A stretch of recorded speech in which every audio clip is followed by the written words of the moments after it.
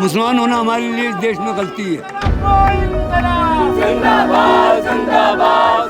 तो मानसिक उत्पीड़न तो ये बहुत छोटा वर्ड है कि अगर हम इमरान 5 सालों से जेल में है तो सोचिए कि हम लोगों ने कितनी खुशियां कितने गम उसके बिना मनाए हैं। ये बहुत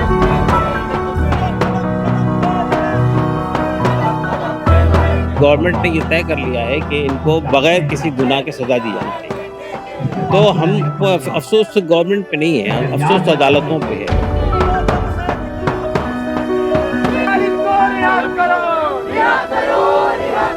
सबसे पहली बात तो मुझे अपनी वोकेबलरी भी, अपनी खुद की वोकेबलरी मुझे दुरुस्त करनी होगी। अपनी शब्दावली जब मैं टीवी के कार्यक्रम करती हूँ, जब मैं अपनी बात कहती हूँ, तो मैं कहूँगी कि वो विक्टिम नहीं है, वो पीड़ित नहीं है, वो रक्षक है, वो डिफेंडर्स है।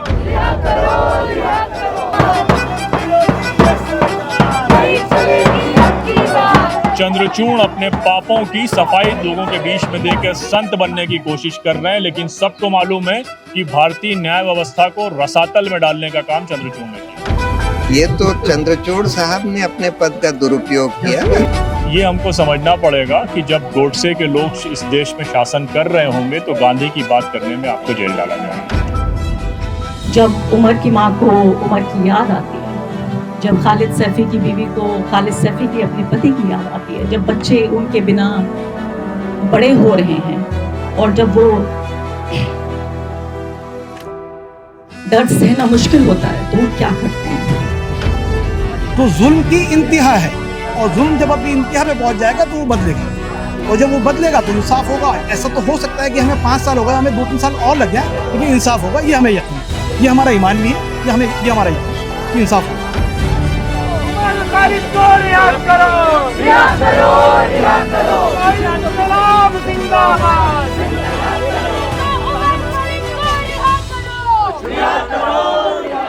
2020 में दिल्ली में CA-NRC के प्रोटेस्ट के दौरान दंगे भड़कते हैं, जिनमें 53 लोग मारे जाते हैं और कई 200 से अधिक लोग इसमें घायल होते हैं। इसके बाद कई दर्जनों छात्रों को इसमें आरोपी बनाया जाता है, जिनमें से 9 छात्र हैं उमर खालिद, शर्जील इमाम, गुलफिसा फातिमा समेत, जिनके परिवार पिछले 5 सालों से कोर्ट के चक्कर लगा रहे हैं। कभी सुनवाई टाल दी जाती है तो कभी जमानत अर्जी खारिज की जाती है। वो सुप्रीम कोर्ट से लेके हाई कोर्ट से लेके हर कोर्ट का चक्कर लगा चुके हैं। आज भी सुप्रीम कोर्ट में सुनवाई थी, लेकिन वो अगले सोमवार तक के लिए टाल दी गई है। आज इस बाबत उनके परिवार के लोग और तमाम छात्र यहाँ पे जुटे हैं, ये पूछने के लिए कि उन्हें न्याय कब मिलेगा। सर, 5 साल का वक्त काफी होता है मानसिक तौर पे ये एक्सेप्ट करने के लिए कि बेटा जेल में है, और तब जब ट्रायल भी नहीं शुरू होता है। देखिए, असल में 5 साल के बाद भी अगर ये उम्मीद हो कि अदालत के सुनेगी, जब आप हाई कोर्ट के अंदर तुषार मेहता के ये कहते हैं कि ठीक है, ये कोई रीज़न नहीं है कि अगर डिले हो रहा है तो उसकी वजह से बेल मिलना चाहिए, कोई रीज़न नहीं है। इन लोगों को तो जब तक के बेल अंदर रखा जाए, जब तक कि केस चलता रहे, तो ये तो अजीबोगरीब बात है। यानी गवर्नमेंट ने ये तय कर लिया है कि इनको बगैर किसी गुनाह के सज़ा दी जानी चाहिए। तो हम अफसोस गवर्नमेंट पे नहीं है, अफसोस अदालतों पे है कि आप देखिए, लोअर कोर्ट में 1.5 साल तक के बहस चली, फिर रिजेक्ट हुआ, फिर हाई कोर्ट में पहली बार 9 महीने तक बहस चली, फिर यानी रिजेक्ट हुआ, फिर सुप्रीम कोर्ट में आया, सुप्रीम कोर्ट में 9 महीने तक बहस चली, 14 बार एडजमेंट हुआ, वहाँ से वापस लिया, फिर लोअर कोर्ट गए, फिर हाई कोर्ट गए। तो ये जो सिलसिला चल रहा है और अभी तक केस ही शुरू नहीं हुआ है, तो ये पे अंदाज़ा लगाइए आप। असल में ये हमको तो हर जाने वाला दिन ऐसा लगता है कि यानी ठीक है, हम लोग बाहर हैं, जो आदमी जेल के अंदर है, जिसको आपने काट दिया है समाज से पूरी तरह से, जो है यानी न तो लोगों से मिल सकता है, न अपनी चीज़ें शेयर कर सकता है, न अपने एक्टिविज्म को जारी रख सकता है, तो उसको तो आपने एकदम जेल के अंदर कैद कर दिया है। तो हमारा कहना ये है कि असल में ये अदालतों को ये समझना चाहिए कि जब आप ये बात कहते हैं, बार बार रिपीट करते हैं, jail is a rule, bail is a rule, jail is an exception, तो ये दिल्ली दंगों में जिन लोगों को फंसाया गया, ये उनके लिए मामला उलट क्यों हो गया? अब जेल इज़ ए रूल हो गया, बेल इज़ एन एक्सेप्शन हो गया। तो ये जो सूरत-हाल है, ये बहुत ही अफसोसनाक है। अब सुप्रीम कोर्ट में ये मामला आया था, सुप्रीम कोर्ट में जब अदालत में पेश हुआ तो जज साहब ने कहा कि मैंने 2:30 बजे रात को मिला, मुझे पढ़ा नहीं है, एडजर्न हो गया। आज फिर पेश हुआ, फिर एडजर्न कर दिया। तो ये जो एडजर्नमेंट है, ये एक नॉर्मल चीज़ बनते जा रही है। तो असल में जाहिर बात है कि जितने दिन निर्जन होगा वो तो उनकी जिंदगी में उन चीजों का इजाफा होता जा रहा है। यानी 5 साल तो बहुत कम नहीं होते जिंदगी के। 5 साल नौजवानी की अगर आपने जेल के अंदर जाया करा दी किसी आदमी के बगैर किसी गुनाह के, हमारे में तो बेगुनाह लोग हैं सब के सब, और उनको आप जेल इसलिए सजा दे रहे हैं कि सीए तहरीक के अंदर सामने थे। तो बहरहाल हम समझते हैं कि जो कुछ भी हो रहा है गलत हो रहा है। अदालतों को ये नहीं करना चाहिए कि प्रोसेस पनिशमेंट बन जाए। उमर खालिद की जो अमित मालवीय ने पहली वीडियो ट्वीट की वो 17 सेकंड की वीडियो, और उसकी पूरी वो 17 मिनट से 40 मिनट की वीडियो है जिसमें वो गांधी की बात कर रहे हैं, जिसमें वो ये कह रहे हैं कि अगर हमारे पे गोली चलाई जाएगी तो हम संविधान लहराएंगे, हम तिरंगा झंडा उठाएंगे। आपको क्या लग रहा है कि ये सिर्फ एक माइनॉरिटी को टारगेट करने के लिए, या फिर वो एक धर्म विशेष से यार इसलिए टारगेट किया जा रहा है? वो माइनॉरिटी भी और जो एक्टिविस्ट हैं जो सरकार के खिलाफ बोलते हैं, ये दोनों को टारगेट कर रहे हैं। और जहाँ पर एक्टिविस्ट माइनॉरिटी के हों उनको खासकर टारगेट करते हैं, जैसे उमर खालिद। सीजीआई चंद्रचूड़ का बयान बड़ा वायरल हुआ जब 2 सितंबर को हाईकोर्ट का आया कि उमर खालिद के केस में उमर खालिद के ही वकील की तरफ से बार बार इसको डिले कराया जा रहा था। देखिए, पहली बात तो चीफ जस्टिस ने अपने मास्टर ऑफ रोस्टर की पावर का दुरुपयोग करके गलत बेंच के सामने केस भेज दिया, और ऐसे बेंच के सामने भेज दिया जो बेला त्रिवेदी, जस्टिस बेला त्रिवेदी, जिनके बारे में जो मोदी की लॉ सेक्रेटरी थी, उनके बारे में ये सबको पता था कि ये किसी हालत में सरकार के खिलाफ कोई फैसला नहीं करेंगे। तो इसलिए ये तो चंद्रचूड़ साहब ने अपने पद का दुरुपयोग किया ना, जबकि अपना मास्टर ऑफ रोस्टर की पावर का दुरुपयोग करके ऐसे जज के सामने केस भेज दिया, वो भी रूल्स के खिलाफ। कायदे से वो केस जस्टिस अनिरुद्ध बोस या दूसरे एक और जज थे उनके कोर्ट में जाना चाहिए था। तो मैं इस चीज को, अगर ये चीज समझी जाए कि जुडिशरी पर भी सत्ता का दबाव है, उसी दबाव के कारण काफी डिले हो रहा है और तमाम केस इस तरीके के सामने आ रहे हैं। हाँ, ये तो बिल्कुल सरकार का बहुत दबाव है न्यायपालिका की। तो न्याय की उम्मीद किससे की जाएगी? आखिरी नागरिक के तौर पे तो हमें उम्मीद कोर्ट से होती है। हम लोगों को फिर भी कोशिश करते रहना चाहिए, अपनी बात करते रहना चाहिए। जब न्यायपालिका की आलोचना, सरकार की आलोचना तो हम लोग करते ही हैं, न्यायपालिका की भी आलोचना करनी चाहिए जब वो गलत काम। लेकिन सरकार की आलोचना तो अब देश विरोधी हो जा रही है कि जो सरकार की आलोचना कर रही है सीधे यूएपीए का केस। कितने लोगों को ये जेल में डालेंगे, ऐसे नहीं कर सकते। तो लोगों को थोड़ा अपना जेल का डर छोड़ देना चाहिए। आपको न्याय व्यवस्था से क्या उम्मीद है? हमें एज अ नागरिक हमें आखिरी उम्मीद हमें कोर्ट से होती है कि हमें वहां से न्याय मिल जाएगा। हम इस मुल्क के बाशिंदे हैं, हम इस मुल्क को अपना मानते हैं, तो न्याय पे और यहाँ की व्यवस्था पे हमें यकीन करना पड़ेगा, और हमें यकीन है। हमें उम्मीद थी कि हमें हाई कोर्ट से भी क्या कहते हैं बेल मिलेगी, लेकिन हाई कोर्ट ने भी 70 मरतबा डेट 72 मरतबा डेट देने के बाद सिर्फ एक लाइन बोल दी, ऑल अपील इज रिजेक्ट।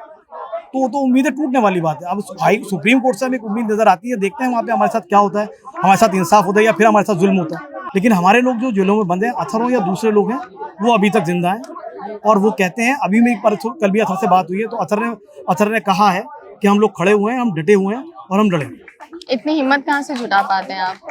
नहीं, हमें तो नहीं होती। हमारे तो जब इस तरह के मामले होते हैं हमारे तो आंसू निकल जाते हैं, हम डर जाते हैं। लेकिन जो लोग जेलों में, शायद वो इसकी सबसे चीज़ें पार हो चुके हैं और उनको डर नहीं लगता। और जब उनको नहीं लगता तो फिर हमें भी डर नहीं लगता। तो जुल्म की इंतहा है, और जुल्म जब अपनी इंतहा पे पहुंच जाएगा तो वो बदलेगा, और जब वो बदलेगा तो इंसाफ होगा। ऐसा तो हो सकता है कि हमें 5 साल हो गए, हमें 2-3 साल और लग जाए, लेकिन इंसाफ होगा, ये हमें यकीन है, ये हमारा ईमान भी है, ये हमारा यकीन है, इंसाफ होगा। यहाँ पर बहुत सारे स्टूडेंट, एक्टिविस्ट, सभी लोग आए हैं। सवाल इन लोगों का सिर्फ एक है सरकार और यहाँ की न्याय तंत्र से कि 5 साल क्या काफी समय नहीं होता है केस का ट्रायल स्टार्ट करने के लिए? जिस केस में 700 से अधिक गवाह हो, जो केस बहुत हाईलाइट केस हो, इस देश का, देश की राजधानी से जुड़ा हुआ केस हो, उस केस के लिए क्या 5 साल, 5.5 साल का समय क्या इतना काफी नहीं होता कि आप ट्रायल स्टार्ट करें और जिनको आपने आरोपी बनाया है उनको ये तक बताया जाए कि आप किन आरोपों के बेस पे आपको जेल में रखा जा रहा है? 5 साल का समय क्या काफी समय नहीं होता है कोर्ट के लिए कि वो केस का ट्रायल तक स्टार्ट कर सके? मैडम, ये क्लासिकल एग्जाम्पल है failure of the Indian judiciary पे, जिसपे भारतीय न्याय व्यवस्था पर सवाल है। खालिद सैफी जब इस FIR 59 की 2 अरेस्ट, सबसे पहली अरेस्ट थी ये खालिद सैफी की और इशरत जहां की। खालिद सैफी 26 मार्च को इस केस में अरेस्ट हुए थे और उसके बाद जो है आज तक पहले जस्टिस सिद्धार्थ मर्दुल ने इसकी सुनवाई करी 2020, 21, 22 में और फिर वो चीफ जस्टिस मणिपुर बनाकर भेज दिए गए। फिर जस्टिस केत ने इस केस की सुनवाई करी और वो चीफ जस्टिस मध्य प्रदेश के जबलपुर हाई कोर्ट के चीफ जस्टिस बनाकर भेज दिए गए। जबलपुर में जब उनसे किसी एक पत्रकार ने पूछा कि आपने खालिद सैफी, गुलफिशा फातिमा, इन सब की जब सुनवाई करी है तो ऑर्डर नहीं आया उसमें, तो उन्होंने कहा मुझे याद नहीं मैंने कोई सुनवाई करी थी। 1.5 साल उनके यहाँ सुनवाई हुई थी। तो ये एक ऐसा केस है जिसमें 4 साल से ज्यादा समय तक हाई कोर्ट में ये केस लंबित रहा और 4 सेकंड के अंदर एक ऑर्डर दे दिया गया। और ये जो ऑर्डर दिया गया उस ऑर्डर को जब आप पढ़ेंगे तो सबसे बड़ा जोक जो है वो इस ऑर्डर में है। ऑर्डर में जब बेल डिनाई करने के जो रीजंस हैं वो इतने मजाका खेज हैं। वो ये बताते हैं कि इन्होंने व्हाट्सएप ग्रुप क्रिएट किया था इसलिए ये बेल डिनाई करी जा रही है। इन्होंने प्रोटेस्ट साइट बनाई थी इसलिए बेल डिनाई करी जा रही है। पूर्व सीजीआई चंद्रचूड़ का भी बयान बीच में 2 सितंबर को जब हाई कोर्ट ने खारिज किया था तो काफी वायरल हुआ कि उमर खालिद के केस में उमर खालिद के ही वकील की तरफ से बार बार जमानत याचिका को टालने की कोशिश की गई या केस को खींचने की कोशिश की गई थी। सीजीआई चंद्रचूड़ ने जो बयान दिया था वो चंद्रचूड़ की अपनी बायसनेस को दिखाता है। चंद्रचूड़ ने बयान दिया था कि मैंने ए से लेके जेड तक यानी अर्नब गोस्वामी से लेके जुबैर तक सबको बेल दी है। तब उनसे लोगों ने सवाल किया था कि उसमें उमर खालिद शायद बीच में छूट गया है। उमर खालिद का केस जब आया तो चंद्रचूड़ ने उसको अपने ऊपर नहीं लिया, अपने सुनवाई नहीं करी, बल्कि गुजरात की कुख्यात महिला जज जो 2002 के दंगों के समय गुजरात की लॉ सेक्रेटरी थी और पूरा देश ये जानता है कि मोदी जी को गुजरात के दंगों से बचाने में सबसे बड़ा रोल बेला त्रिवेदी का था जो सुप्रीम कोर्ट में प्रमोशन के तहत लाई गई। उनके सामने कोई जज इस केस की सुनवाई नहीं करना चाहता था। जजेस वकील इंतजार करते रहे कि शायद बेंच चेंज हो, कोई न्यूट्रल जज आए, लेकिन बेंच नहीं चेंज करी गई तो के वकीलों ने उनकी बेंच से सुनवाई के बगैर विड्रॉ किया। तो ये भारतीय जजेस को, न्याय व्यवस्था को सोचने का मकाम है कि कोई जज इतना बायस हो जाए कि लोग उसके सामने सुनवाई करने के लिए न जाना चाहें। जब सुनवाई नहीं कर रहे थे, बार बार ये बात हो रही थी, तो क्या चीफ जस्टिस ने उस समय बेंच बदलने का काम जो करना चाहिए, was a master of roster, तो उसने उन्होंने किया? उन्होंने कुछ भी नहीं किया। तो खुद चंद्रचूड़ अपने पापों की सफाई लोगों के बीच में देकर संत बनने की कोशिश कर रहे हैं, लेकिन सबको मालूम है कि भारतीय न्याय व्यवस्था को रसातल में डालने का काम चंद्रचूड़ ने किया। ये हमको समझना पड़ेगा कि जब गोडसे के लोग इस देश में शासन कर रहे होंगे तो गांधी की बात करने में आपको जेल डाला जाएगा। मैं सबसे पहले तो कहना चाहती हूँ कि वो विक्टिम नहीं है। सबसे पहली बात तो मुझे अपनी वोकेबलरी भी, अपनी खुद की वोकेबलरी मुझे दुरुस्त करनी होगी। अपनी शब्दावली जब मैं टीवी के कार्यक्रम करती हूँ, जब मैं अपनी बात कहती हूँ, तो मैं कहूँगी कि वो विक्टिम नहीं है, वो पीड़ित नहीं है, वो रक्षक है, वो डिफेंडर्स हैं। तो सबसे पहले मैं शुरुआत करना चाहती हूँ ये कहते हुए कि मैं यहाँ पर आई हूँ कुछ कहने नहीं।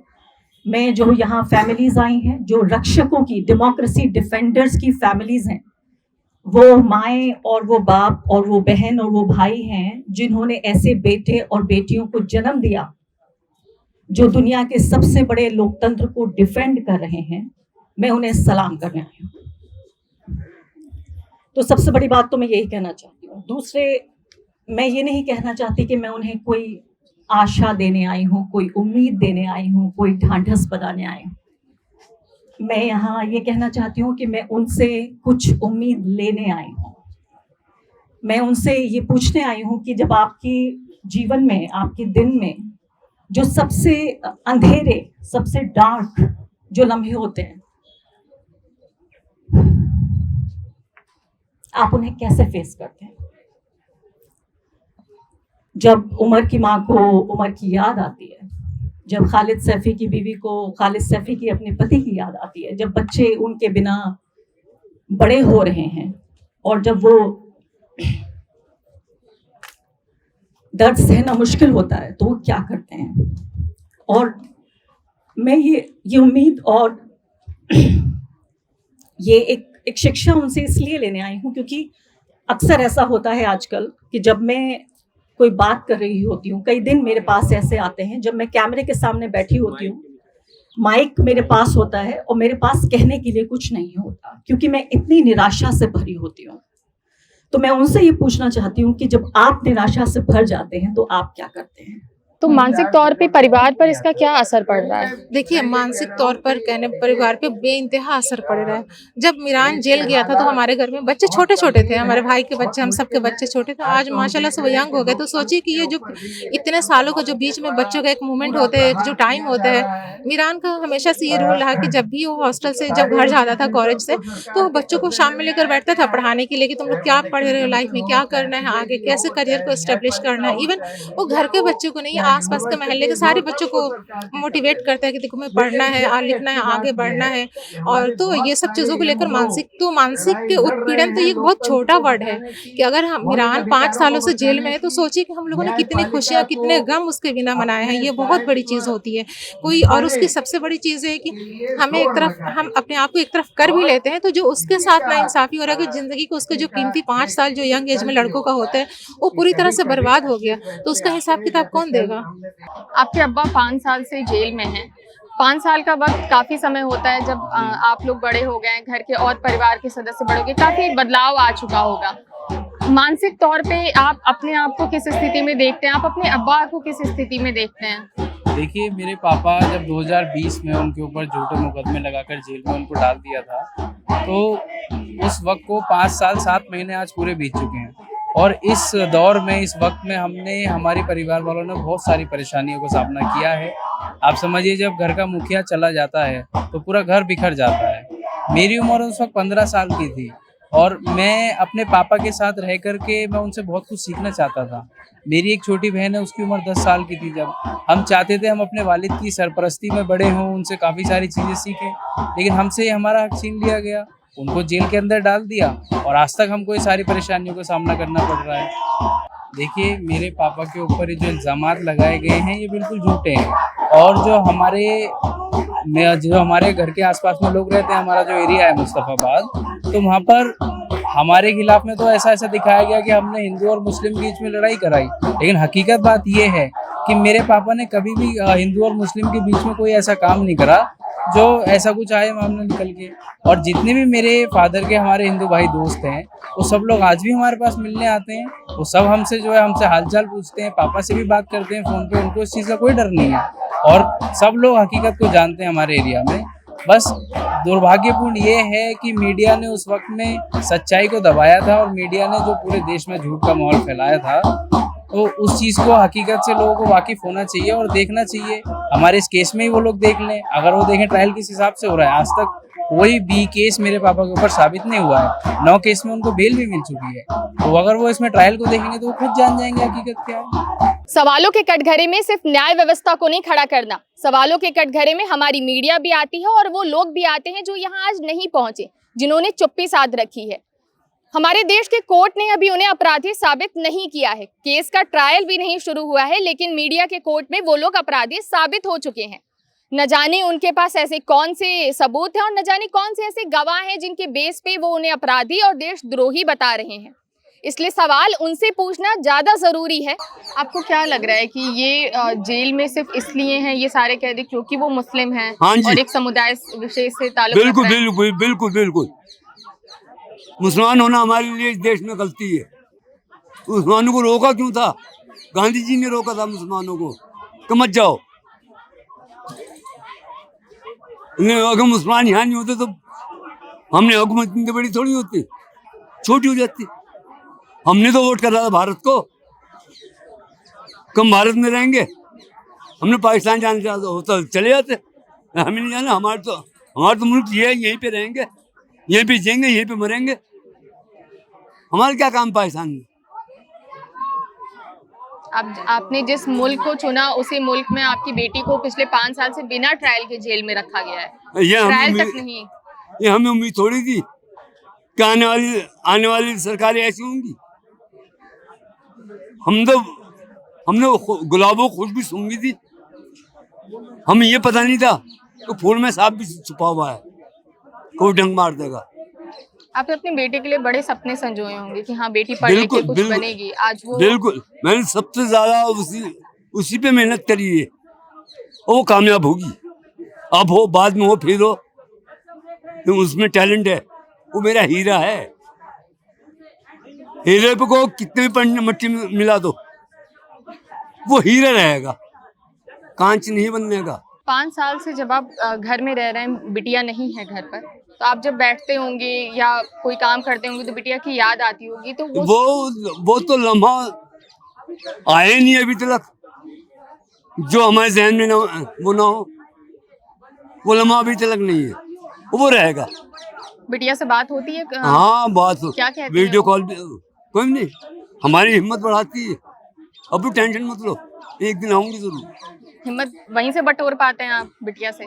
बिल्कुल, बिटिया हिम्मत अभी भी बांधी हुई है कि बहुत टैलेंट है उसके अंदर। आपको कोर्ट से उम्मीद है? हम लोग को एक नागरिक के तौर पे हमें आखिरी उम्मीद देश के न्याय व्यवस्था से ही होती है कि हमें न्याय वहीं से मिलेगा। वहीं से 5 साल से केस को बार बार खारिज किया जा रहा है या उसको आगे टाला जा रहा है। वो हुकूमत के दबाव में। पहले जज आजाद होते थे, अब जज आजाद नहीं है, अब ये खुद गुलामी में आ गया। 5 साल का समय काफी समय होता है कि लोग अपनी पीएचडी पूरी कर लें और नौकरियां ढूंढ लें। 5 साल का समय काफी होता है कि लोग प्यार में पड़े और शादी कर लें। 5 साल का समय काफी होता है कि लोगों के बच्चे बड़े हो जाएं और पहचान में न आने लगे। 5 साल का समय काफी होता है कि गाजा में हो रहे नरसंहार को दुनिया सामान्य मानने लगे। लेकिन 5 साल का समय उन 9 लोगों की रिहाई के लिए काफी नहीं होता जिन पर आज तक आरोप सिद्धि भी नहीं हुआ है। हमारे यहाँ सामान्य होना बहुत सामान्य होना है। मैं गीतांजलि दुबे, जंतर मंतर से। कैमरे के पीछे हमारे साथी सुमित। देखते रहिए मॉलिटिक्स।